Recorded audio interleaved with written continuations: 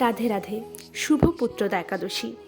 যুধিষ্ঠির বললেন, হে কৃষ্ণ, পৌষ মাসে শুক্লপক্ষের একাদশীর নাম কি, বিধি বা কী, কোন দেবতা এই দিন পূজিত হন এবং আপনি কার প্রতি সন্তুষ্ট হয়ে সেই ব্রতফল প্রদান করেছিলেন, কৃপা করে আমাকে তা বলুন।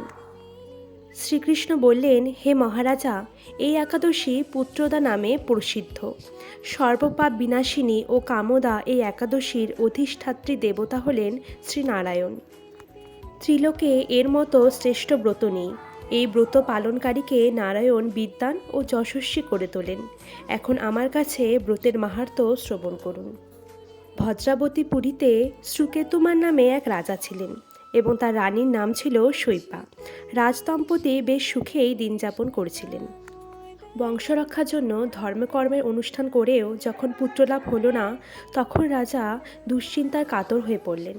তাই সকল ঐশ্বর্যবান হয়েও পুত্রহীন রাজার মনে কোনো সুখই ছিল না।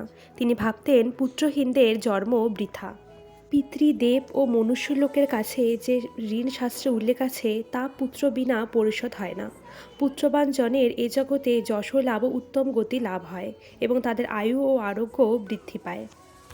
নানা দুশ্চিন্তাগ্রস্ত রাজা আত্মহত্যা করবেন বলে স্থির করলেন, কিন্তু পরে বিচার করে দেখলেন আত্মহত্যা মহাপাপ। এর ফলে দেহের বিনাশ মাত্র হবে, কিন্তু আমার পুত্রহীনতা তো দূর হবে না। এরপর একদিন রাজা নিবিড় বনে গমন করলেন এবং ক্ষুধা ও তৃষ্ণায় অত্যন্ত কাতর হলেন। এদিক ওদিকে জলের সন্ধান করতে লাগলেন। তিনি চক্রবাক, রাজহংস এবং নানা মাছে পরিপূর্ণ একটি মনোরম সরোবর দেখতে পেলেন। সরোবরের কাছে মুনিদের একটি আশ্রম ছিল। তিনি সেখানে উপস্থিত হলেন। সরোবর তীরে মুনিগণ বেদপাঠ করছিলেন। মুনিবেনদের শ্রীচরণে তিনি দণ্ডবৎ প্রণাম করলেন। মুনিগণ রাজাকে বললেন, হে মহারাজ, আমরা আপনার প্রতি প্রসন্ন হয়েছি। আপনার কি প্রার্থনা বলুন। রাজা বললেন, আপনারা কে এবং কী জন্যই বা এখানে সমবেত হয়েছেন? মুনিগণ বললেন, হে মহারাজ, আমরা বিশ্বদেব নামে প্রসিদ্ধ। এই সরোবরে স্নান করতে এসেছি। আজ থেকে 5 দিন পরেই মাঘ মাস আরম্ভ হবে। আজ পুত্রদা একাদশী তিথি। পুত্র দান করে বলে এই একাদশীর নাম পুত্রদা। তাদের কথা শুনে রাজা বললেন, হে মুনিবৃন্দ, আমি অপুত্রক, তাই পুত্র কামনায় অধীর হয়ে পড়েছি। এখন আপনাদের দেখে আমার হৃদয়ে আশার সঞ্চার হয়েছে। এই দুর্ভাগা পুত্রহীনের প্রতি অনুগ্রহ করে একটি পুত্র প্রদান করুন। মুনিগণ বললেন, হে মহারাজ, আজ এই পুত্রতা একাদশী তিথি, তাই এখনই আপনি এই ব্রত পালন করুন। ভগবান শ্রীকেশবের অনুগ্রহে অবশ্যই আপনার পুত্র লাভ হবে।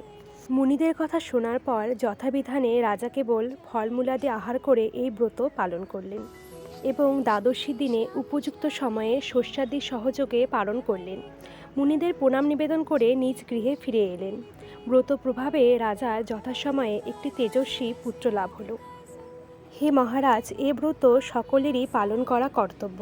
মানব কল্যাণ কামনায় আপনার কাছে আমি এই ব্রত কথা বর্ণনা করলাম। নিষ্ঠা সহকারে যারা এই পুত্রতা একাদশী ব্রত পালন করে, তারা পুত নামক নরক থেকে পরিত্রাণ লাভ করবে। আর এই ব্রত কথা শ্রবণ কীর্তনে অগ্নিষ্টম যজ্ঞের ফল পাওয়া যায়।